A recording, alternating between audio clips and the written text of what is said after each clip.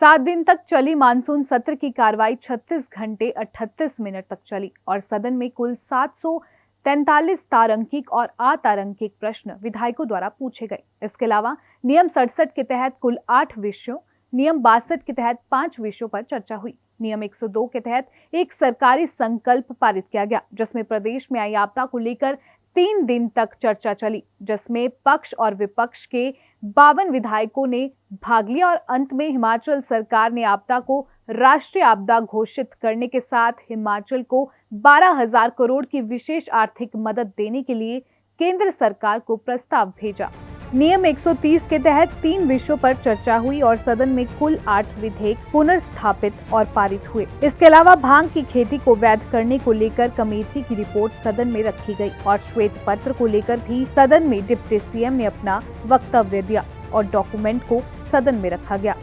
14वीं विधानसभा का तीसरा सत्र अपेक्षा अनुरूप सफलता के साथ संपन्न हुआ है। सदन की कार्रवाई 36 घंटे 38 मिनट चली है, जबकि जो 7 सीटिंग थी उसमें 35 घंटे बनते हैं, लेकिन हमने उससे ज़्यादा काम किया है और उत्पादकता 106% रही है। यह सत्र 18 सितंबर से 2 बजे आरंभ हुआ था। कुल 7 बैठकें इसमें आयोजित हुई हैं और स्वर्गीय खूबराम जी के प्रति शोक उद्गार तथा भारी वर्षा के कारण आई प्राकृतिक आपदा से जो 441 बहुमूल्य लोगों को जो हमने खोया, उनके प्रति भी सदन में हमने संवेदना व्यक्त की है। 23 सितंबर 2023 को शनिवार के दिन भी सत्र का आयोजन किया गया है। तो विधानसभा के मैं सभी जो हमारे सम्मानीय सदस्य हैं उनका सबका आभार प्रकट करना चाहूँगा कि सभी का सहयोग मुझे मिला है और सदन में वो सारे विषय जो आवश्यक थे प्रदेश के हित में, प्रदेशवासियों के लिए, चाहे भारी वर्षा से नुकसान, सड़कों का, सेब के सीज़न का विशेष टूरिज्म की दृष्टि से, वो सारे विषय इस माननीय सदन में चर्चा में आए हैं। और सत्र में जो सदस्यों ने कुल 743 प्रश्न सरकार से पूछे गए, जिनमें 547 स्टार्ट क्वेश्चन हैं और 196 क्वेश्चन जो है ऑफलाइन थे। तो यानी छोटे मोटे गतिरोध को छोड़कर सदन की कार्रवाई जो है बहुत अच्छे तरीके से चली है और आप सब ने भी, मीडिया के साथियों ने, या जो वो कार्रवाई यहाँ हुई है उसको आपने जो है इलेक्ट्रॉनिक मीडिया, प्रिंट मीडिया के साथियों ने हिमाचल प्रदेश की जन जन तक पहुँचाया है। मुझे आप सब का भी आभार व्यक्त करना है। और सरकारी विधेयक भी पास हुए हैं और कुछ कानूनों में बदलाव भी हुआ है। तो कुल मिला के सदन का संचालन से मैं बहुत संतुष्ट हूँ और सदन में जो व्यवस्थाएं थी वो भी हमने, नई परंपराएं भी शुरू की हैं, नई व्यवस्थाएं भी हमने दी है और लगभग सभी ने, अभी आपने सुना होगा सदन में, दोनों सत्ता पक्ष से भी और विपक्ष के, हमारे जो प्रतिपक्ष के नेता हैं, उन्होंने भी जो कार्रवाई अंदर हुई है उससे अपनी संतुष्टि उसमें जाहिर की है।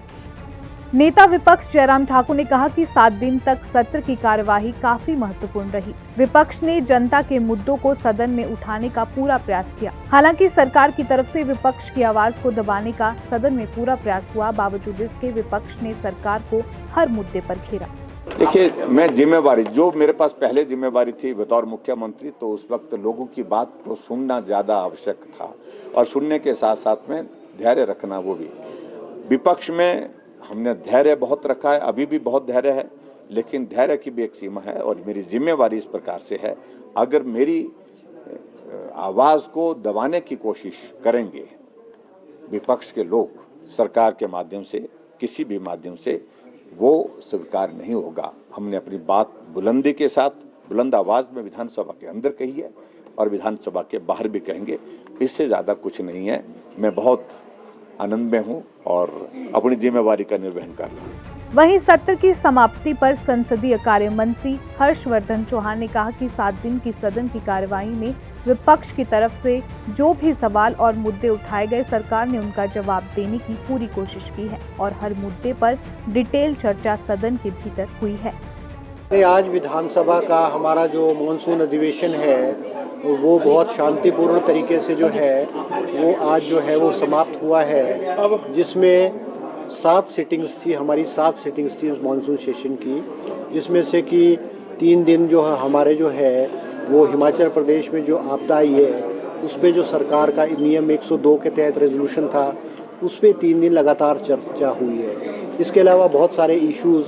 इस माननीय सदन में चर्चा हुई है, जिसमें से इस प्रदेश की जो वित्तीय स्थिति है